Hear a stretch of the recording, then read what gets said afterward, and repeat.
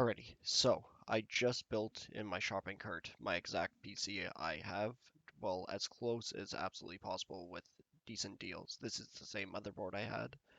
Just want to go over a couple things. So it's an MSI Pro Series, Intel 8th Gen. Now you will need an 8th Gen CPU, and then you're going to need to do a BIOS update to make it work. So if you don't want to do that, there are different options.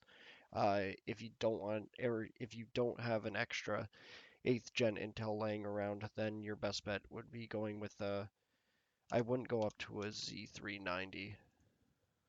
Prefer, well, my personal opinion, I would go with this one. If you are looking at something that you don't need to upgrade, I had the extra CPU laying around. That's not an option for everyone.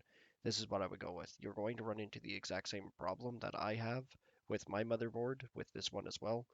Um, I will show you on this one first, just to get a look at it.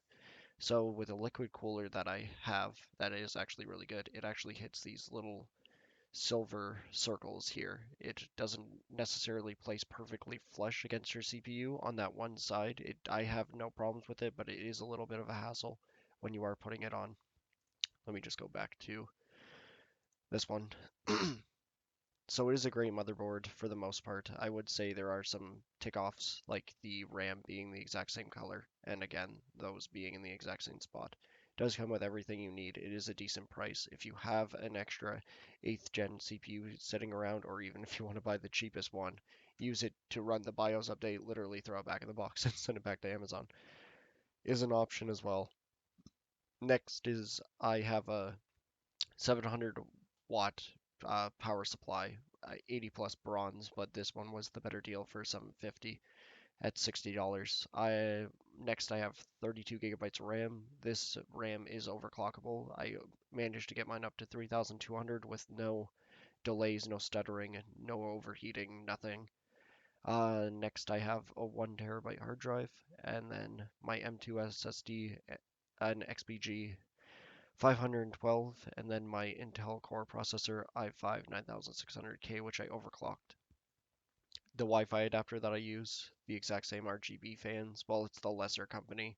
There's EZDIY, and then there's Up Here, which Up Here is like the cheaper brand of it, like the Brick and Leon's. Next is this case. I highly recommend to get the same case as this if you are curious on my exact build and you do want the exact one. You want this case just because the liquid cooler has a lot of room up top without scraping against your motherboard. Other PC cases are a lot smaller and won't allow a massive liquid cooler like this. Which the liquid cooler that I have is this one, except mine is RGB on top. They don't sell it anymore. This one is a little bit more reliable because it has a valve where it will automatically switch the pressures in case it feels anything coming. I haven't had a single leak with mine, but eventually all liquid coolers will eventually find a way out. It comes with the availability to hook it up to a Ryzen or an Intel. It is a really nice looking cooler. It is a massive radiator. And then you have to also put on the fans on the bottom. So that's how come you need a massive case. I got lucky and already had mine. And then the MSI graphics card I use. The only problem with this one is when you are getting high graphics and it is getting a little bit over, like a little bit hot, the fans are very, very noisy. It kind of makes like a zzz sound when you start getting into the higher temps. Oh, I don't need this in here anymore. Next is the Kingston 480 gigabyte SSD that I have, which you really don't need, but I just wanted to do a complete build of everything I had. So, and this is everything except for the monitor, keyboard, and mouse, but this is the build that I use and I very much like it. I would switch this off with a different motherboard, but this is the motherboard I use.